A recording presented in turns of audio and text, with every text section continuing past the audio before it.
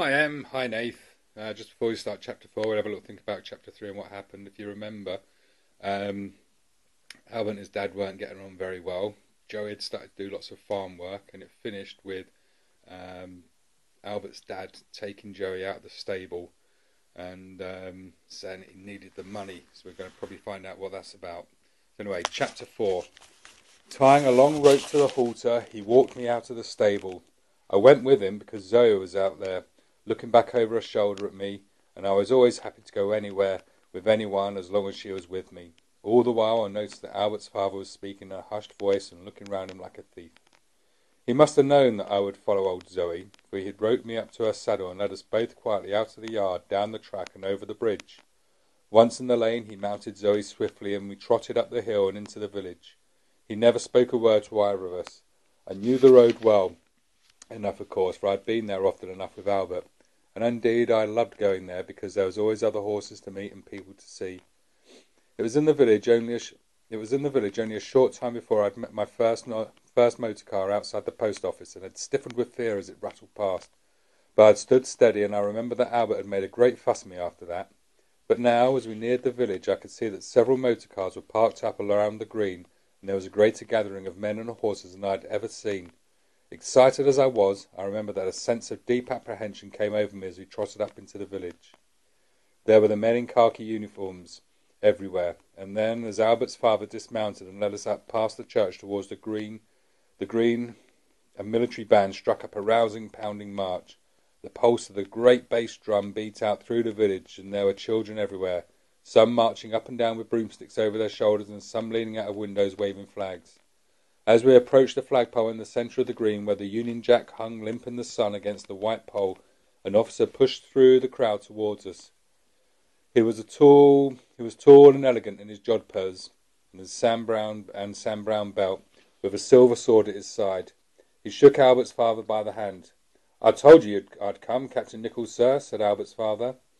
"It's because I need the money, you understand. Wouldn't part with a horse like this unless I had to."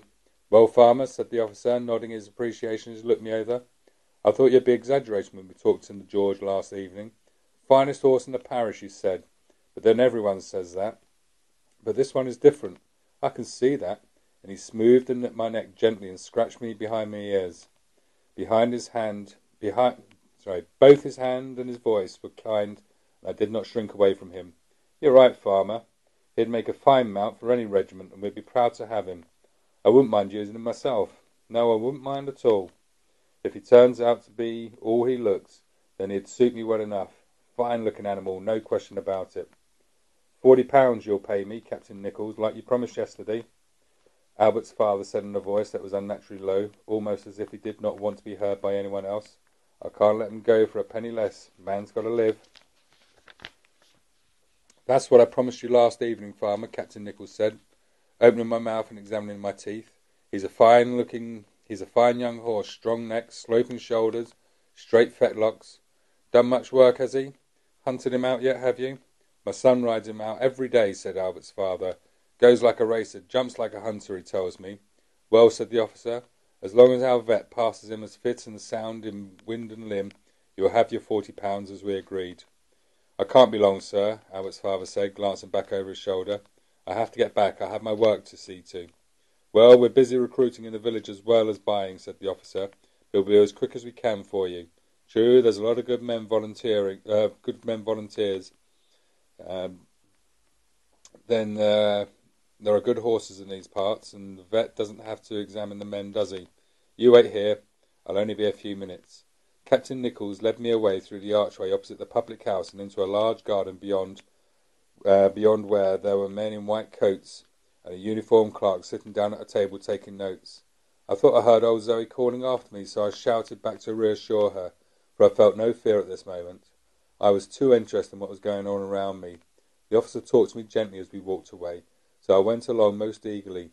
The vet, a small bustling man with a bushy black moustache, prodded me all over, lifted each of my feet to examine them, which I objected to, and then he peered into my eyes and my mouth, sniffing at my breath. Then I was trotted round and round the garden before he pronounced me a perfect specimen. "Sound as a bell, fit for anything, cavalry or artillery," were the words he used. "No splints, no curbs, good feet and teeth. Buy him, Captain, he said. He's a good one. I was led back to Albert's father, who took the offered notes from Captain Nichols, stuffed them quickly into his trouser pockets. You'll look after him, sir, he said. You'll see he comes to no harm. My son's very fond of him, you see. He reached out and brushed my nose with his hand. There were tears filling in his eyes. At that moment he became almost a likeable man for me. You'll be right, old son, he whispered to me. You won't understand, and neither will Albert, but unless I sell you, I can't keep up with the mortgage or lose the farm. I've treated you bad. I've treated everyone bad. I know it, and I'm sorry for it. As he walked away from me, leading Zoe behind him, his head was lowered, and he looked suddenly a shrunken man. It was then that I fully realised that I was being abandoned, and I began to neigh, a high-pitched cry of pain and anxiety that shrieked out through the village. Even old Zoe, obedient and placid as always was, stopped and would not be moved on no matter how hard Albert's father pulled her. She turned, tossed up her head and shouted out farewell, but her cries became weaker as she was finally dragged away and out of my sight.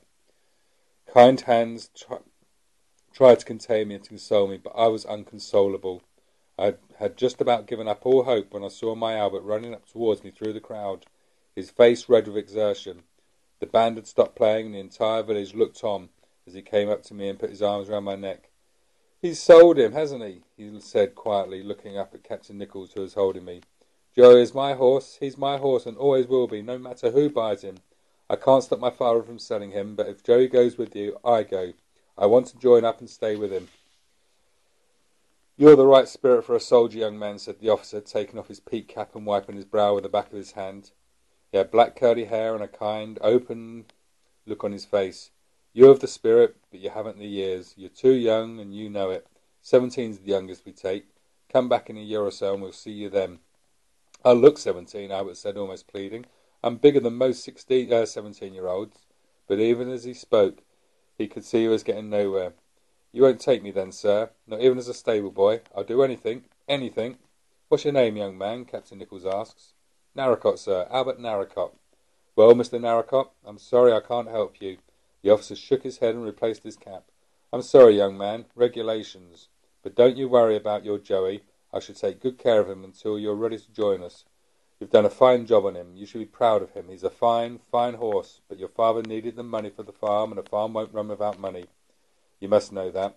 I like your spirit, so when you're old enough, you must come and join the yeomanry.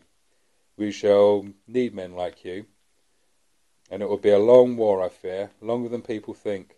Mention my name. I'm Captain Nichols, and I'd be proud to have you with us.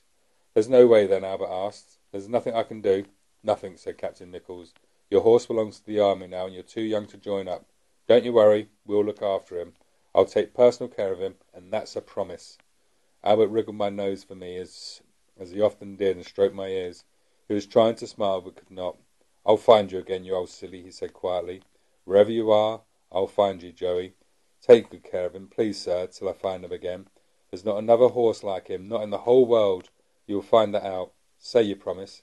I promise, said Captain Nichols. I'll do everything I can. And Albert turned and went away through the crowd until I could see him no more. So there he goes. Joey's now joined up in the army, and Albert can't follow him. I hope you enjoyed that, guys. Love you. Mwah.